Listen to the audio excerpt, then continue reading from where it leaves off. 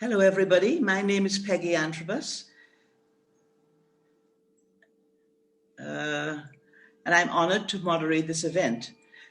My life's work of 60 years has been in development, working in government bureaucracies, academia, with NGOs, and increasingly as part of a global women's movement.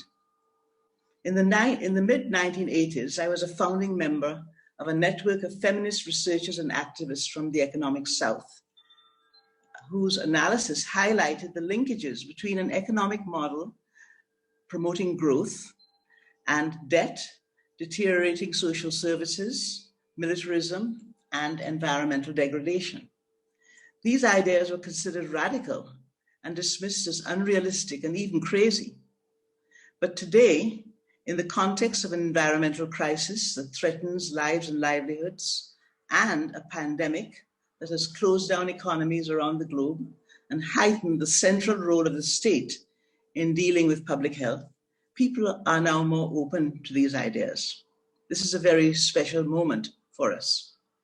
This event introduces an initiative intended to contribute to replacing the goal of economic growth as an end in itself with one that aims for a just and safe space for all Barbadians, and indeed on the planet.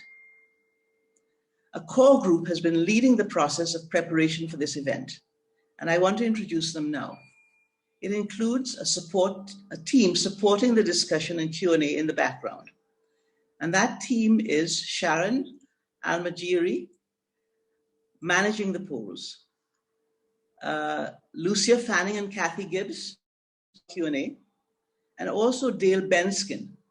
He is the IT person from the Center for Resource Management and Environmental Studies, CERMES. He is there for technical support. Now, technical problems should be directed to him in the individual chat. Our panelists are, first of all, Crystal Drakes. Crystal is a senator and doctoral student at Salisis, UWI, Cave Hill. She's a Caribbean economist and sustainability strategist who has worked around the region on numerous development projects related to sustainable development and climate change. She's a co-founder of Blue Green Initiative, a science-driven environmental NGO focused on providing practical solutions to challenges which many island states face. She will answer the question, why a donut for Barbados? And she will also introduce a short video by Kate Raworth, the founder of Doughnut Economics. The second speaker will be Dr. Andrew Fanning. He is the Research and Data Analysis Lead at Doughnut Economics Action Lab and visiting research fellow in the Sustainability Research Institute at the University of Leeds. Andrew leads Deal's work on quantification, data analysis, and improving methodologies, especially for translating the global donut to smaller scales and contexts like Barbados. Andrew will talk about how Doughnut Economics Action Labs actually work. The third panelist is our special guest, Dr. Edward Muller, a Costa Rican environmentalist, scientist, activist, and founder of the University for International Cooperation. He is also a member of the Global Council for the Wellbeing Economy Alliance, sometimes known as WEALL, the Scientific Council for Climate Change of Costa Rica, and country negotiator at the Convention of Biological Diversity. He is globally recognized for his work in regenerative development, leading the Regenerate Costa Rica initiative. His accomplishments are too many to mention in this brief introduction. And he will talk about Doughnut economics and regenerative development in Costa Rica. Our final panelist is Dr. Robin Mahon, Professor Emeritus from CERMES. Robin has a background in marine science and governance with a special interest in the role of civil society in sustainable development. He is the person who initiated this project, and he will talk about He will talk about how we take Doughnut Economics forward in Barbados. Now, before I finish these introductions, I want to recognize another core group member in the audience, and he is Dr. Patrick McConney. He is the current director of CERMES. CERMES uses the tagline, applying science to sustainability, with which Doughnut Economics is very well aligned. I want to mention that Patrick is our institutional host for this event. Finally, we recognize that interaction through the chat only is a bit restrictive, but I want to assure participants that this is for this session only. As we determine interest and move forward with developing this concept, we will be using interactive processes that will allow for much more direct dialogue and engagement. So now, let me turn to the panel, starting with Crystal, who will introduce the video by Kate, and this will be followed by the presentation by Andrew. So questions on these three presentations will then be taken. So Crystal, over to you. Peggy, can we have the first poll first? Yes. Thanks. Sharon, you're going to pop it up? There we go. This poll will be up for a minute. It's a quick and easy one. You should know most of the answers very quickly, like your age. So please fill it out, and don't forget to drag the little bar down at the side because there are questions at the bottom.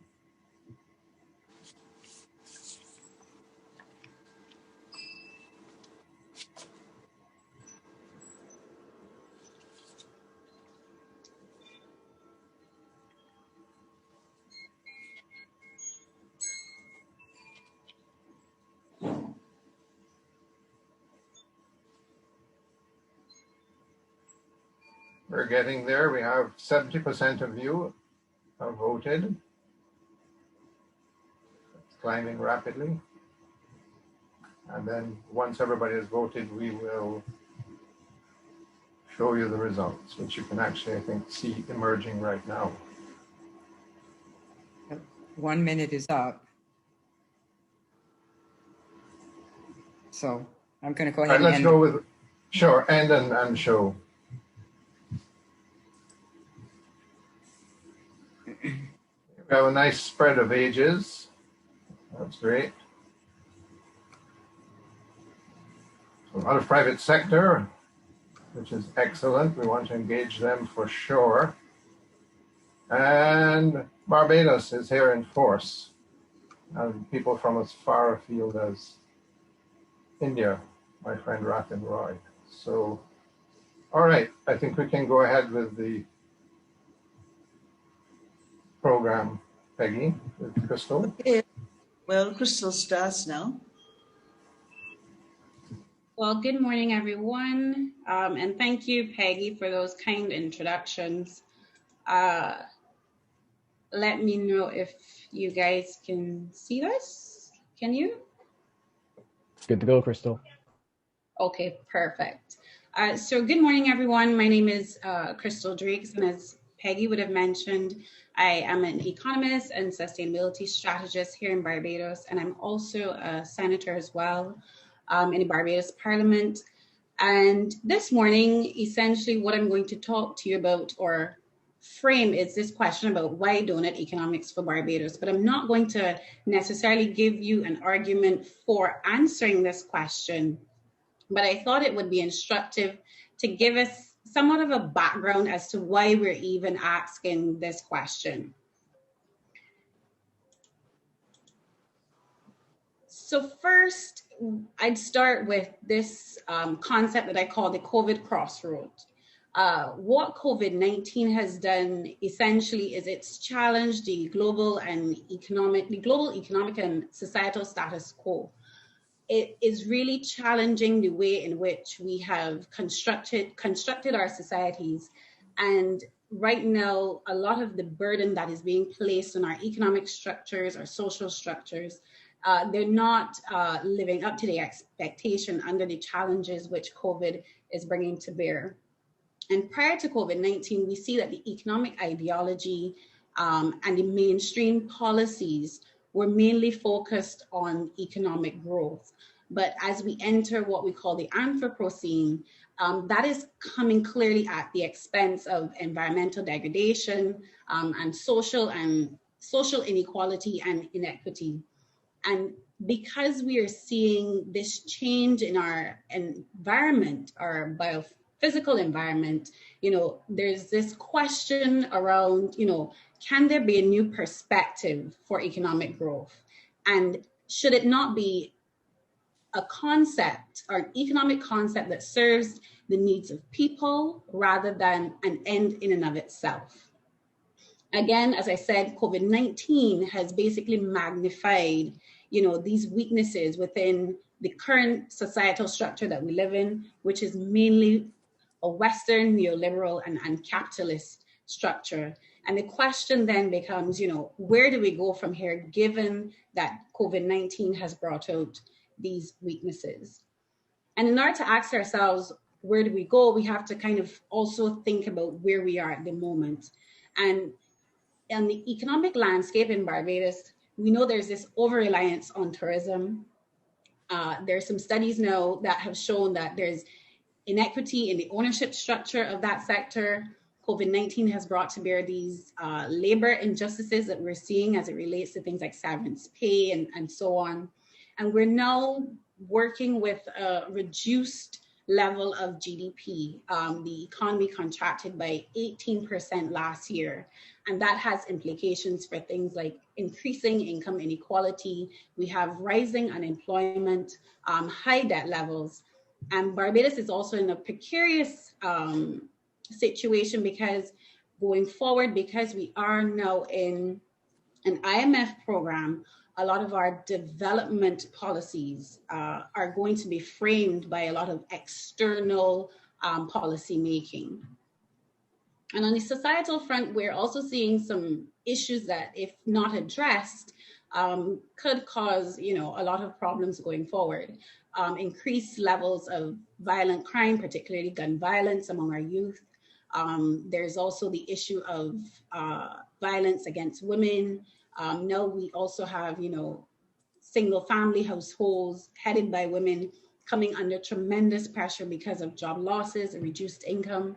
We're also seeing this issue of the digital divide in the access to education, and those who have the wherewithal to afford technology, who are having an advantage over those who do not have access to technology and the access to the internet.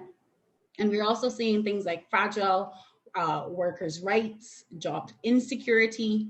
The need for decent pay is also another issue that has come up recently in Barbados, more so along the lines of instituting a minimum wage piece of legislation to ensure that persons are guaranteed, a decent pay for work. And also the issue of access to clean running water has also been brought to light given COVID-19 and the need for, sanitized area, washing your hands is one of the key ways in which you fight COVID-19. In our rural areas, we're finding there's still many persons in Barbados who do not have access to clean running water. And we know about the environmental challenges that we also have, the climate change impacts. Prior to COVID-19, that was, the hot topic, the climate crisis, and COVID-19 came and took over the media cycles. But the climate crisis is still very much with us. And here in the Caribbean, we are exposed and vulnerable to more frequent, stronger hurricanes. We also have issues such as the degradation of our ecosystems, and water scarcity is also still an issue that, if not, integrated into our development plans, it can cause some issues going forward. And that landscape makes us understand that there's a lot of complexity going on in Barbados. And how we look at that complexity also allows us to create the type of solutions going forward. So based on how we look at our society and our landscape, then also shapes the types of solutions going forward. And just very quickly, I also wanted to highlight these lessons from COVID. When we had those major lockdowns globally, we also still saw some environmental wins. Places such as India saw cleaner air quality, There was also the return of wildlife in many areas across the globe. And one aspect of it that I really liked was this caring community value system. We had persons coming out on evenings, clapping for health workers and acknowledging their role in the fight against COVID, the redistribution of resources. Here in Barbados, we had the Adopt a Family program, which is a voluntary program where persons who had the resources to help those vulnerable families did so, without being, prompted by any kind of incentive necessarily, but just out of the caring of trying to make sure those in our societies were cared for, and they had the means to do so. And you're also seeing globally this conversation about the universal basic income, which was about 10 years ago somewhat taboo, but it's now being looked at more seriously across the globe in terms of policy making. And we're also seeing, and Peggy mentioned this in her introduction, the role of the state. The market cannot just be left alone to solve the issues that we have in our society, and also the need for sustainable development frameworks for a complex and uncertain 21st century, because clearly the issues that we have are complex, and going forward, they are also interrelated, and how we try to solve them and build pathways towards which we have, sustainable development will be key. And there's also now a shift away from just having economic growth for having economic growth's sake. There's this focus now on human well-being and environmental ecosystems health. So I think although there are a lot of things that challenged us with COVID, there are some lessons going forward as it relates to some of the attributes that we saw coming out of our societies.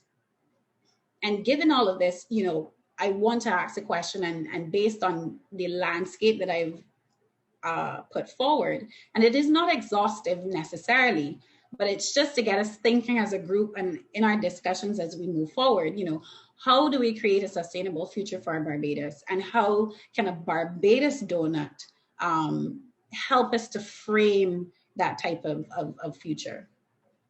So back over to you, Kathy, I believe, so that you can start the video. It's Robin who's going to be starting the video, but thank you, Crystal, for that